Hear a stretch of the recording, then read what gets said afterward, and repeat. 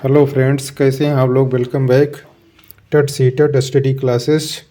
तो आज मैं बहुत ही महत्वपूर्ण प्रश्नों का संकलन लेकर आया हूं। इसी प्रकार के प्रश्न आप लोगों को परीक्षा हाल में देखने को मिलेंगे। तो चलते हैं आज के पहले प्रश्न पर। मैं रमेश चतुर्वेदी। आज का पहला प्रश्न है,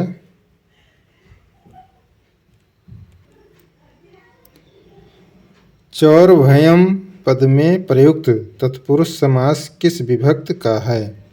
ये भाषा संस्कृत का है, क्योंकि संस्कृत और हिंदी मिलता जुलता है, तो इससे आपको हिंदी का भी फायदा होगा। और जो भाई संस्कृत लिए हुए हैं उन मित्रों के लिए तो बहुत ही उपयोगी है। तो ऑप्शन है तृतीय, चतुर्थ, पंचमी या द्वितीया। तो इसका ऑप्शन सही होगा नंबर सी, पंचमी। तो चौरभयम पद में प्रयुक्त तत्पुरुष समास पंचमी विभक्त का है, क्योंकि चौराभयम का जब इसको अलग करेंगे तो होगा चौराद प्लस भयम, तो इसलिए ये पंचमी विभक्ति का होगा। और अन्य तथ्य है,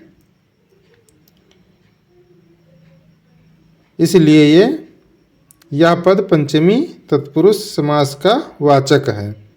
समास विग्रह के बाद समास होने से जिस विभक्ति का लोप होगा उसी विभक्ति के नाम पर उस समास का नाम होता है। तो चौराद पंचमी विभक्ति का शब्द है, लेकिन समास करते समय पंचमी का लोप हुआ है, इसलिए यहाँ पंचमी तत्पुरुष समास होगा। तृतीया समास में वाणाहतः यानी वाणेन आहतः, और चतुर्थ समास जो है भूत बलि यानी भूताय बलि, ये चतुर्थ पुरुष होगा तत्पुरुष। और कृष्णाश्रित कृष्णम आश्रिता, तो ये द्वितीय तत्पुरुष समास होगा। तो चलते हैं अगले प्रश्न पर। अगला प्रश्न है, पितृन शब्द में विभक्त और वचन कौन सा होगा। तो ऑप्शन है द्वितीया एक वचन, द्वितीया बहुवचन, तृतीया एक वचन या प्रथमा बहुवचन। तो इसका ऑप्शन सही होगा नंबर बी, द्वितीया बहुवचन। तो प्रत शब्द रिकाकांत पुल्लिंग शब्द है, और इसका रूप चलता है पिता पितरो पितरः, पितरम पितरो पितरन, पितरः पितृभ्याम पितृभ्यः, पितृ पितृभ्याम पितृभ्यः, पितुः पितृभ्याम पितृभ्यः, पितु पितरौ पितॄणाम, पितरि पितरौ पितृषु, हे पित्य हे पितरौ हे पितरः। इस अनुसार से इसका रूप चलता है, इसलिए पितृन जो है वो द्वितीय विभक्त बहुवचन का शब्द होगा। क्योंकि प्रतिन इसमें देख लीजिए, प्रतिन ये यहाँ देखिए, प्रतिन ये इस जगह पर है, तो ये किस में है, द्वितीय विभक्ति में है। ये द्वितीय विभक्ति में है, द्वितीय विभक्ति में है, और बहुवचन में है, तो इसलिए इसका ऑप्शन बी सही होगा। चलते हैं अगले प्रश्न पर। तो मित्रों, एक महत्वपूर्ण सूचना है, यदि आपको किसी भी बोर्ड या कंपटीशन एग्जाम का online theory class, doubt test, notes, practice set की सुविधा लेनी हो तो आप इस सुविधा को मात्र 399 रुपये प्रतिमाह में ये सुविधा ले सकते हो। और इस सुविधा को लेने के लिए आपको मेरे व्हाट्सएप नंबर 88 086 89 105 पर कॉल करके या चैट के द्वारा आप ये सुविधा प्राप्त कर सकते हो, और अपने एग्जाम के पैटर्न को किसी भी माह में चेंज भी कर सकते हो। धन्यवाद। सूचना समाप्त हुई। चलते हैं अगले प्रश्न पर। अगला प्रश्न है, नदा शब्द में विभक्ति और वचन कौन सा होगा? ऑप्शन है षष्ठी बहुवचन, प्रथमा एक वचन, प्रथमा बहुवचन या षष्ठी एक वचन।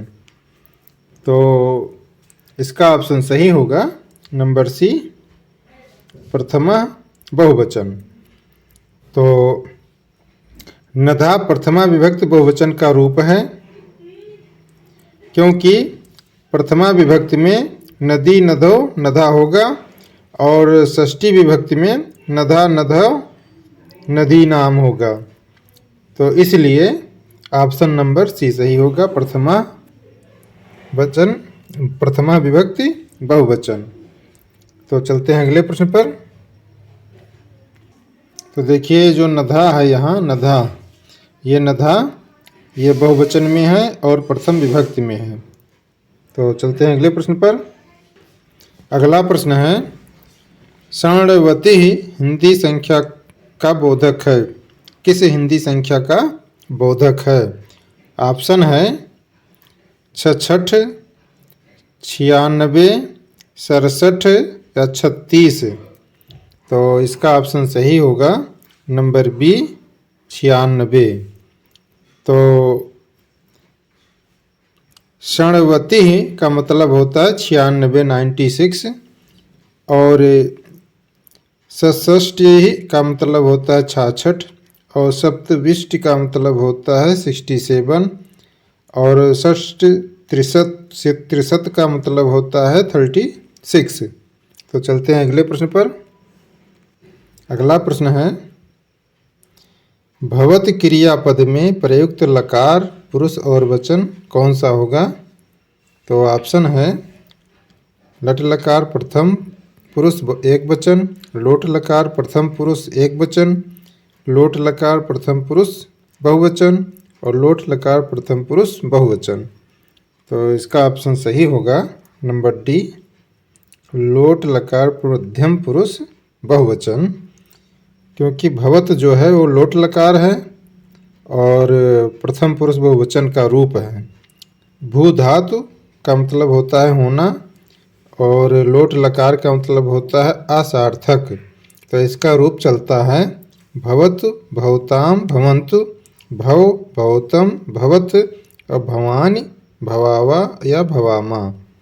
तो इस प्रकार से चलता है, इसलिए भवत हमारा क्या होगा? भवत ये इस जगह पर भवत है, तो भवत हमारा क्या होगा? लोट लकार मध्यम पुरुष बहुवचन होगा। तो चलते हैं अगले प्रश्न पर। अगला प्रश्न है, सर्वनाम शब्द कौन सा नहीं है? ऑप्शन है यूयम, तव, अपि या तस्मय। तो इसका ऑप्शन सही होगा नंबर सी, अपि। तो अपि जो है वो सर्वनाम शब्द नहीं है। तो अपि का मतलब होता है भी, जो अव्यय शब्द है, और यूयम मतलब होता है तुम सब, और तव का मतलब होता है वे दोनों, और तस्मय का मतलब होता है ये तीनों। तो ये सर्वनाम शब्द हैं, क्योंकि ये शब्द संज्ञा के स्थान पर प्रयुक्त किए जाते हैं। लेकिन अपि जो है वो सर्वनाम शब्द नहीं होगा। चलते हैं अगले प्रश्न पर। अगला प्रश्न है, स्वस्थ पद के योग में प्रयोग की जाने वाली विभक्ति कौन सी होगी? ऑप्शन है चतुर्थी, तृतीया और पंचमी या षष्ठी। तो इसका ऑप्शन सही होगा नंबर ये, चतुर्थी। तो स्वस्थ पद के योग में प्रयोग की जाने वाली विभक्ति चतुर्थी होगी। इसका सूत्र है नमः स्वस्ति स्वाहा स्वाधारवंग योगच्चाः। नमः स्वस्ति स्वाहा स्वधा अलम पर्याप्त अर्थ वाले शब्द ये हैं, और विसर्ग के साथ चतुर्थी विभक्ति होती है, जैसे शिष्यः स्वरस्ति। शिष्य शब्द में चतुर्थी विभक्ति प्रयुक्त किया गया है। तो चलते हैं अगले प्रश्न पर। अगला प्रश्न है, कादंबरी ग्रंथ के रचनाकार कौन हैं? ऑप्शन है भवभूति, बाणभट्ट, भास या श्री हर्ष। तो इसका ऑप्शन सही होगा नंबर बी, बाणभट्ट। तो कादंबरी ग्रंथ के रचनाकार बाणभट्ट जी हैं। तो अन्य तथ्य भी देख लेते हैं। कादम्बरी बाणभट्ट ने लिखा था और उत्तर रामचरितम भवभूति ने लिखा था और दूत वाक्यम भास ने लिखा था और रत्नावली श्रीहर्ष ने लिखा था। तो चलते हैं अगले प्रश्न पर। अगला प्रश्न है, महाकवि कालिदास द्वारा विरचित नाटक कौन सा है? ऑप्शन है रघुवंशम, कुमार संभवम और मालविका गृहमित्रम और मेघदूतम। तो इसका ऑप्शन सही होगा नंबर सी, मालविका गृहमित्रम। तो महाकवि कालिदास द्वारा विरचित नाटक जो है वो मालविका गृहमित्रम रचना है। तो अन्य तथ्य है, महाकवि कालिदास ने अपनी 7 अद्वितीय रचनाओं द्वारा संस्कृत साहित्य को समृद्ध किया है, जो 3 भागों में विभक्त है। महाकाव्य में आता है कुमार संभवम और रघुवंशम, और खंड काव्य में ऋतुसंहार और मेघदूतम आता है। नाटक में मालविका गृहमित्रम आता है और विक्र मोर वर्षीयम आता है और अभिज्ञान शकुंतलम, ये सब नाटक में आते हैं। चलते हैं अगले प्रश्न पर। अगला प्रश्न है, व्यंजन संधि का उदाहरण कौन सा होगा? ऑप्शन है साधुक्तम, पावका, सज्जना या जलौधा। तो इसका ऑप्शन सही होगा नंबर सी, सज्जना। तो व्यंजन संधि का उदाहरण सज्जना है। अन्य तथ्य, सज्जना व्यंजन संधि का उदाहरण है। और सचुत संधि जो है वो सूत्र है सतो सचु नाश्चसु। तो सा या ता वर्ग का संयोग यदि सा या चा वर्ग से हो तो सा के स्थान पर सा और ता के स्थान पर चा वर्ग हो जाता है। जैसे सज्जनः का होगा सदधन जनः। इसी प्रकार साधुक्तम में पावका, जलौधा स्वर संधि के उदाहरण होंगे। चलते हैं अगले प्रश्न पर। अगला प्रश्न है, उत्तम पुरुष से संबंधित सर्वनाम कौन शब्द है? यूयाम, सह, वयम या तस्मिन। तो इसका ऑप्शन सही होगा नंबर सी, वयम। तो उत्तम पुरुष से संबंधित सर्वनाम वयम है। अन्य तथ्य, पुरुष 3 प्रकार के होते हैं। प्रथम पुरुष में सह और या तस्मिन तद आता है। मध्यम पुरुष में युवाम या युष्मद आता है और उत्तम पुरुष में वयम या अस्मद आता है। तो चलते हैं अगले प्रश्न पर। अगला प्रश्न है, ध्री धातु में रिक्त प्रत्यय का योग करने का रूप बनता है। ऑप्शन है धृत्वा, धैर्यता और धृति या धति। तो इसका ऑप्शन सही होगा नंबर सी, धृति, धृति ही। तो ध्री धातु में 3 प्रत्यय का योग जो है वो धृति होगा। तो अन्य तथ्य है, ध्री धातु में कितिन प्रत्यय का प्रयोग करने पर धृति ही रूप बनता है। तो कितिन प्रत्यय का परिभाषा देख लेते हैं। भाववाचक संज्ञा बनाने के लिए धातु से कितन प्रत्यय होता है। कितन का ती शेष रहता है। ती प्रत्यांत शब्द स्त्रीलिंग होते हैं। जैसे धातु में ध्री और प्रत्यय जो है वो कतिन हो गया तो ये क्या बन गया, धृति ही बन गया। और दीप धातु हो गया और कतिन हो गया प्रत्यय, तो दोनों मिला के क्या बन गया, दीप्ति ही बन गया। तो चलते हैं अगले प्रश्न पर। अगला प्रश्न है, छंदानुगत शिक्षण प्रणाली होती है पद की, गद्य की, व्याकरण की या कथा की। तो इसका ऑप्शन सही होगा नंबर ए, पद की। तो छंदानुगत शिक्षा प्रणाली पद की होती है। अन्य तथ्य, छंदानुगत शिक्षण प्रणाली पद की होती है। छंद, रस, अलंकारादि पद में समाहित होते हैं। इनके प्रयोग से पद की उत्कृष्टता एवं सौंदर्य में वृद्धि होती है। गद काव्य गंभीर होने के कारण नीरस होते हैं। तो चलते हैं अगले प्रश्न पर। अगला प्रश्न है, शुद्ध वाक्य है सह गृहं गच्छसि, त्वं गृहं गच्छति, अहम गृहं गच्छति, त्वं गृहं गच्छसि। तो इसका ऑप्शन सही होगा नंबर डी, त्वं गृहं गच्छसि। ये शुद्ध वाक्य होगा। अन्य तथ्य, त्वं गृहं गच्छसि शुद्ध वाक्य है, अन्य तीनों विकल्प अशुद्ध हैं। विकल्प डी में कर्ता के अनुसार ही क्रिया का प्रयोग किया गया है, अन्य में ऐसा नहीं है। तो अनुवाद के कुछ नियम हैं, उस नियमानुसार ही इसका ऑप्शन डी सही होगा।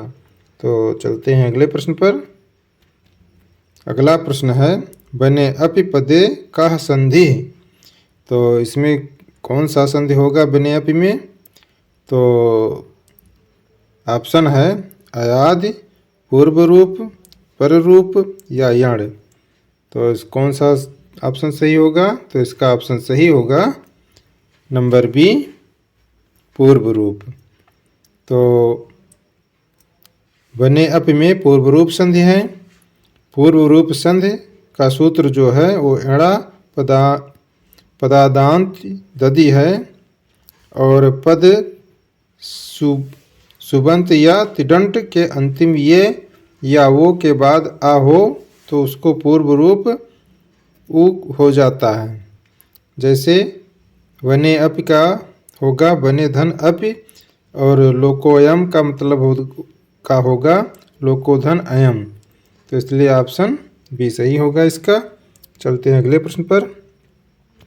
अगला प्रश्न है, नीति मार्ग के न परिलंग। ऑप्शन है जनः, सेवकः, कुलीनः या बालकः। तो नीति मार्ग के परिलंगयति लंघयन्ति में कौन सा सही है? तो इसका ऑप्शन होगा सी सही होगा, कुलीनः। तो नीति मार्ग कुलीना न परिलंघयति लंघयन्ति। तो कुलीन सज्जन लोग नीति मार्ग का उल्लंघन नहीं करते हैं, तो इसलिए ऑप्शन सी सही होगा। चलते हैं अगले प्रश्न पर। अगला प्रश्न है, तत्रैव में संधि है। ऑप्शन है दीर्घ संधि, गुण संधि, वृद्धि संधि या पूर्व रूप संधि। तो इसका ऑप्शन सही होगा नंबर सी, वृद्धि संधि। तो तत्रैव में वृद्धि संधि होगा। तो तत्रैव में वृद्धि संधि होगा। वृद्धि संधि का सूत्र जो है वृद्धि रेचि है, और आ या आ के बाद ये या आए हो तो दोनों के आए, तथा आ या आ के बाद वो या औ हो तो दोनों को औ लिखेंगे। जैसे यथा मतलब जैसे तत्रैव, तो तत्र धन एव होगा, और जलौधा जलधन औघा होगा। तो चलते हैं अगले प्रश्न पर। अगला प्रश्न है, संस्कृत में अयोगवाह वर्णों की संख्या कितनी होगी? ऑप्शन है 5, 4, 6 या 3। तो इसका ऑप्शन बी सही होगा, 4। तो संस्कृत में अयोगवाह वर्णों की संख्या 4 होगी। अन्य तथ्य, संस्कृत में अयोगवाह वर्णों की संख्या 4 होती है। नंबर 1 अनुस्वार, नंबर 2 विसर्ग, नंबर 3 है जीवामूलीय का खा, और उपमध्य मानीय पा और फा, और अनुनासिका या मा डा ड़ा ना होगा। तो चलते हैं अगले प्रश्न पर। अगला प्रश्न है, अनुरूपम में समास है द्वंद्व, बहुव्रीहि, अव्ययी भाव या तत्पुरुष। तो इसका ऑप्शन सही होगा नंबर सी, अव्ययी भाव। तो अनुरूपम में अव्ययी भाव समास है। अन्य तथ्य, अनुरूपम में अव्ययी भाव समास है। इसका समास विग्रह जो है वो रूपस्य योग्यम होगा, जिसका मतलब होगा अनुरूप रूप के योग्य होता है, अनुरूपम रूप के योग्य होता है। इसका अर्थ क्या होता है? रूप के योग्य होता है। और इसका परिभाषा अव्ययी भाव समास का तो अव्ययी भाव समास में पहला शब्द अव्यय होता है तथा दूसरा संज्ञा शब्द होता है। अव्ययी भाव समास वाले अकारांत शब्द नपुंसक लिंग एक वचन में ही रहते हैं। तो चलते हैं अगले प्रश्न पर। अगला प्रश्न है, कौन स्वर हास्य नहीं होता है? री, उ, ली या वो?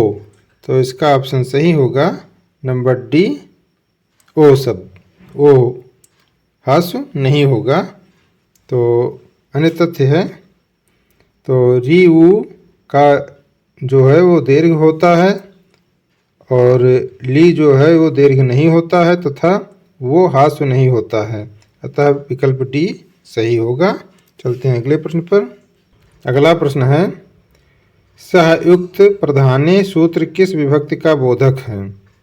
द्वितीय विभक्ति, पंचमी विभक्ति, तृतीय विभक्ति या चतुर्थी विभक्ति? तो इसका ऑप्शन सही होगा नंबर सी, तृतीय विभक्ति।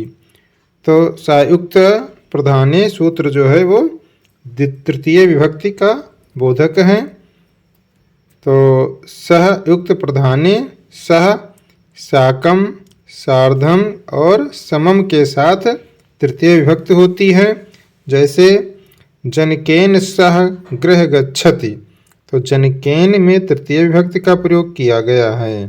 तो चलते हैं अगले प्रश्न पर। अगला प्रश्न है, बालकाव्य शब्द का संधि विच्छेद होगा। ऑप्शन है बालको धन अपि, बालका धन अवापि और बालका धन वपि और बालकाओ धन अपि। तो इसका ऑप्शन सही होगा नंबर ए, बालको धन अपि। तो अन्य तथ्य हैं, बालकाव्य का संधि विच्छेद होगा बालको धन अपि। यह अयाज संधि का शब्द है। इसका सूत्र होगा यचो अयवावाह, और ये को अय और वो को औ, और ये को आई और औ को आओ लिखते हैं। बाद में कोई स्वर हो तो उपरोक्त शब्द में औ को आओ लिख देते हैं। तो चलते हैं अगले प्रश्न पर। अगला प्रश्न है, बगुले को संस्कृत में क्या कहते हैं? ऑप्शन है चटकाह, वकाह, कपोता या काकाह। तो इसका ऑप्शन सही होगा नंबर बी, वकाह। तो बगुले को संस्कृत में वकाह कहते हैं। तो अन्य तथ्य हैं, चटकाह का मतलब चिड़िया होता है, वकाह का मतलब बगुला होता है, कपोता का मतलब कबूतर होता है और काका का मतलब कौआ होता है। तो चलते हैं अगले प्रश्न पर। अगला प्रश्न है, हरये कुद्रयति में हरये में कौन सा कारक है? ऑप्शन है करण, अपादान, संप्रदान या कर्ता। तो इसका ऑप्शन सही होगा नंबर सी, संप्रदान। तो हरये कुद्रयति में हरये में संप्रदान कारक है। हरये कुद्रयति में हरये में संप्रदान कारक है। कुद्र दुत्र स्वयः सुयार्थनाम एयम प्रतिकोपः, यानी कुद्र, द्रुह और ईर्ष्या असूया अर्थ की धातुओं के साथ जिस पर क्रोध किया जाए उसमें चतुर्थी विभक्ति संप्रदान कारक का प्रयोग होता है। जैसे रामः मूर्खाः कुद्रयति। तो चलते हैं अगले प्रश्न पर। अगला प्रश्न है, अस्मद शब्द का षष्ठी बहुवचन रूप क्या होगा? ऑप्शन है युष्माकं, नः, मम, तौ। तो इसका ऑप्शन सही होगा नंबर बी, नः। तो अस्मद शब्द का षष्ठी बहुवचन जो रूप है वो नः होगा, क्योंकि अस्मद का मतलब होता है मैं। तो इसका रूप चलता है अहम, अवाम, वयम, मम, मा, अवाम, नौ और अस्मान, नः। तो ये देखिए नः आया, तो ये बहुवचन रूप हुआ कि नहीं? तो अन्य आगे का रूप होगा मयः, अवाभ्याम, अस्माभिः। मयम में अवाभ्याम नः, अस्मभ्याम नः। तो चलते हैं अगले प्रश्न पर। तो मित्रों, यहीं पर ये वीडियो समाप्त होता है। और ये वीडियो कैसा लगा कमेंट बॉक्स में ज़रूर लिखिएगा। अच्छा लगा हो तो लाइक और शेयर भी ज़रूर कीजिए और प्रश्नों को लिखा करो, क्योंकि लिखने से जल्दी याद हो जाते हैं। और पर डे कोई ना कोई छोटा या बड़ा टारगेट ज़रूर रखिए, उसे पूरा करने में पूरा कोशिश कीजिए, तो आपकी लाइफ ऑटोमेटिकली अच्छी हो जाएगी। और मिलते हैं अगले वीडियो में, अपनी तैयारी करते रहिए। बहुत बहुत धन्यवाद।